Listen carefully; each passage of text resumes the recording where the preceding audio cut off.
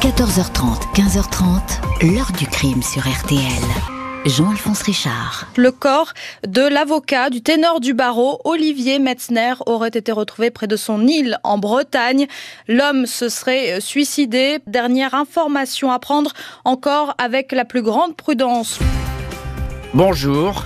Jusqu'en 2013, Olivier Metzner était l'un des avocats les plus puissants et les plus redoutés de France. Des dossiers prestigieux, sensibles, des clients connus, prêts à dépenser des fortunes pour obtenir ses services. Pourtant, en cette année 2013, l'avocat a choisi de quitter le devant de la scène en se donnant la mort sur son île privée de Bretagne. Le suicide ne fait aucun doute, mais des questions vont se poser sur la mort du ténor du barreau de Paris. Une ombre va ainsi apparaître dans le sillage de l'avocat, celle d'un personnage sulfureux, infréquentable. Alexandre Despalières, son amant, qui pourrait être un empoisonneur en série, un homme connu pour charmer et dépouiller les personnes riches qu'il rencontrait, soupçonné du meurtre d'un producteur international de musique, soupçonné également d'avoir empoisonné ses parents. Ce playboy affabulateur et que l'on dit dangereux, a-t-il pu jouer un rôle dans la mort de l'avocat ? Question posée dans un livre intitulé « Le maître et l'assassin » et signé Sophie Bonnet. Elle est notre invitée. Avec elle, nous allons évoquer cette étrange affaire. 14h30, 15h30. L'heure du crime sur RTL. Aujourd'hui, dans l'heure du crime, retour sur la mort d'un très célèbre avocat parisien, maître Olivier Metzner, à la toute fin de l'hiver 2013 en Bretagne. Un suicide selon les autorités, l'autopsie ne fait aucun doute, même si des questions inévitables vont se poser. Ce dimanche 17 mars 2013, aux alentours de 8h du matin, le couple de gardiens et jardiniers de l'île de Boédic, au large de Vannes, dans le golfe du Morbihan, est intrigué par le silence qui règne dans la grande longère qu'ils aperçoivent depuis leurs fenêtres. D'ordinaire, l'occupant des lieux, l'avocat parisien Olivier Metzner, est bien plus matinal. On le voit déambuler sur ce caillou privé de 7 hectares et demi qu'il a racheté 3 ans plus tôt et qu'il a fait réaménager à grands frais. Tout a été rénové. La maison de maître du 19e, 2 autres maisons et une chapelle. Metzner, l'un des avocats les plus en vue et des plus talentueux du moment, a englouti plus de 3 millions d'euros dans l'aventure. Un coup de cœur. J'ai racheté la propriété dans un état de pourriture lamentable. J'y ai tout refait. La toiture, la charpente, j'y ai installé la géothermie. J'y suis relié informatiquement à mon cabinet à Paris, déclarait-il. Avec fierté, la gardienne se rend à la longère, aucune lumière allumée. Elle pousse la porte, appelle mais ne reçoit aucun écho. La demeure est vide. Dans le salon, sur une table, 3 enveloppes cachetées posées en évidence. Un mot aussi, ne me cherchez pas, je suis parti. Et une liste de numéros de téléphone privé à appeler. La gardienne compose en tremblant le premier, celui de l'avocat Emmanuel Marcini, associé du cabinet Metzner. Elle lui dit que son patron a laissé un mot inquiétant. Emmanuel Marcini, pressant tout de suite le pire, « Ne touchez à rien, prévenez les gendarmes », dit-il. La gardienne a tout juste raccroché que son mari aperçoit le Zodiac disparu, le pneumatique utilisé par l'avocat pour rejoindre les petits ports voisins est à la dérive. Il n'y a aucun passager à bord. Le Zodiac cogne sur la berge juste derrière les murs de la chapelle. Le gardien aperçoit alors un homme qui gît sur la plage de sable. Il se précipite. Il s'agit bien du corps d'Olivier Metzner, 63 ans, il n'y a plus rien à faire. Il est mort, sans doute noyé. Les secours sont sur les lieux, tout comme les gendarmes. Ces derniers ne remarquent aucune trace de violence sur la victime. La maison n'est pas en désordre. Pas de signe de lutte dans les pièces de la demeure. Le procureur de Vannes, Thierry Philippot, et l'une de ses substituts, Magali Potier, prennent tout de suite le dossier en main, bien conscients de l'aspect sensible de l'affaire, dû, évidemment, à la notoriété de la victime. L'autopsie a lieu le lendemain, lundi 18 mars, en milieu de journée, à l'Institut médico-légal de Nantes. Elle confirme un décès par noyade, sans trace d'intervention d'un tiers, assure le procureur. Maître Metzner aurait ingurgité de l'alcool et des médicaments avant de monter dans son Zodiac entre minuit et 3 heures du matin. Il se serait laissé dériver avant de se jeter dans l'eau glacée. Pour les autorités, le suicide d'Olivier Metzner ne fait aucun doute. Il a laissé 3 lettres confiées à maître Antonin Lévy, autre associé du cabinet Metzner, accouru sur place. La première concerne l'organisation des funérailles. La deuxième est un testament rédigé par le disparu. La troisième est destinée à ses associés. Je vous fais confiance pour la continuité du cabinet. Je garde le bonheur d'avoir travaillé avec vous. Olivier. La mort de l'avocat, homme réputé très solitaire, pudique au point de ne jamais parler de lui, très secret, n'en demeure pas moins un choc pour tous ceux qui le connaissent. Antonin Lévy, interrogé par les gendarmes, répond que son patron n'était ni dépressif ni malade et qu'il n'avait pas d'ennemis. À la question « Auriez-vous pu imaginer qu'il se suicide un jour ? En auriez-vous été surpris ?» Le jeune avocat répond, plus que surpris, stupéfait. Son confrère, Emmanuel Marcini, est tout aussi abasourdi. S'il a décidé de mettre fin à ses jours, c'est qu'il estimait que sa vie n'avait peut-être pas le sens qu'il souhaitait, qu'il a préféré, comme à son habitude, seul prendre la décision qu'il pensait la meilleure. Impossible de ne pas s'interroger sur cette disparition si rapide dans les eaux glacées du golfe du Morbihan et de chercher les raisons de ce suicide soudain dans l'entourage de la victime. Un nom va revenir en boucle. Lundi 28 juin 2010, 3 ans avant sa mort, maître Olivier Metzner est discrètement convoqué dans les bureaux de la brigade criminelle pour y être entendu en qualité de témoin. Des questions lui sont posées sur un homme qu'il connaît bien, Alexandre Despalières, 42 ans.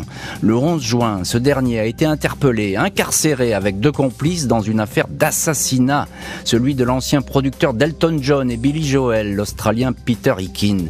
Une mort suspecte, Hicken, 62 ans, est décédé des suites d'une surdose de paracétamol qui a détruit son foie. Despalières était à l'époque son compagnon, il veillait sur cet homme riche, jusque-là en pleine santé. Si la juge a demandé la convocation de maître Metzner, c'est que son nom est cité dans le dossier. Le suspect, Despalières, se dit domicilié chez lui. Face aux policiers, Olivier Metzner raconte qu'il ignore tout du décès de Peter Hicken. L'avocat admet connaître Despalières depuis 20 ans, mais n'avoir plus de relation avec lui.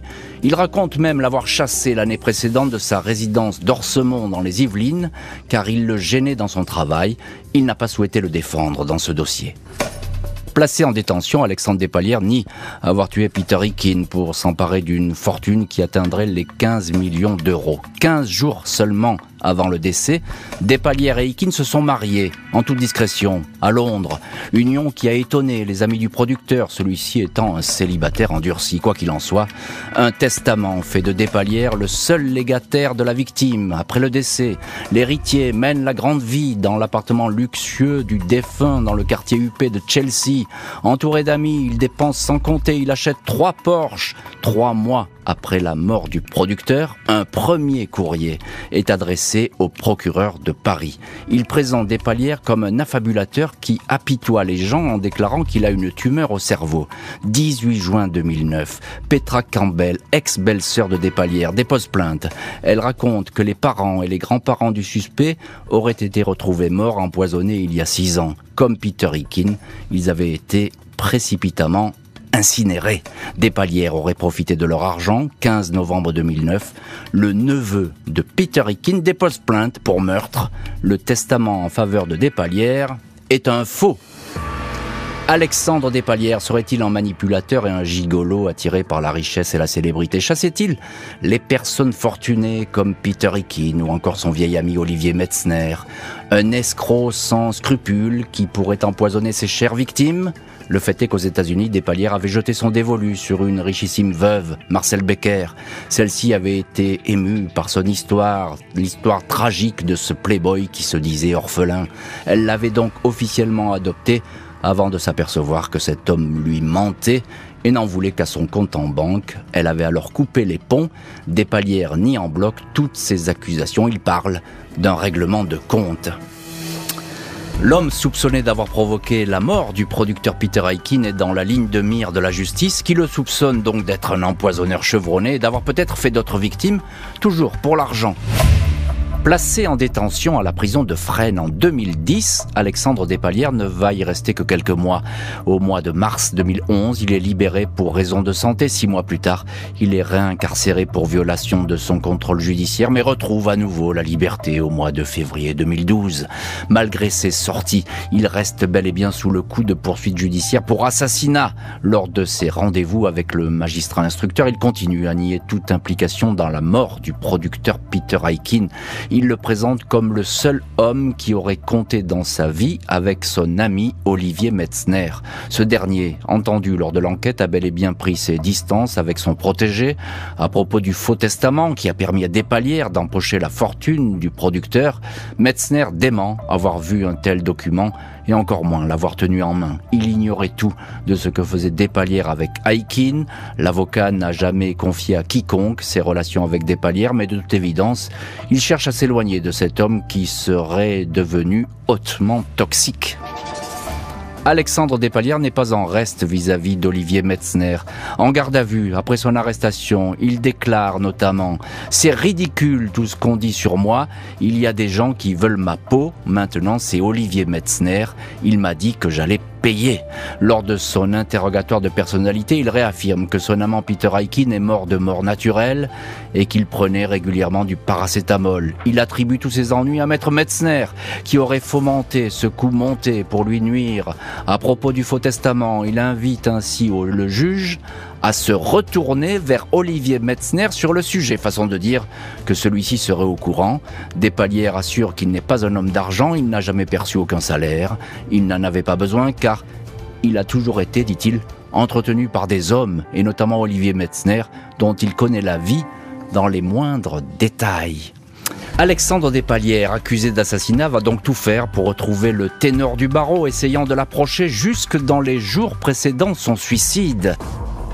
Dans l'attente d'un procès qui paraît lointain, Alexandre Despalières, placé sous contrôle judiciaire, a pris ses quartiers en Normandie.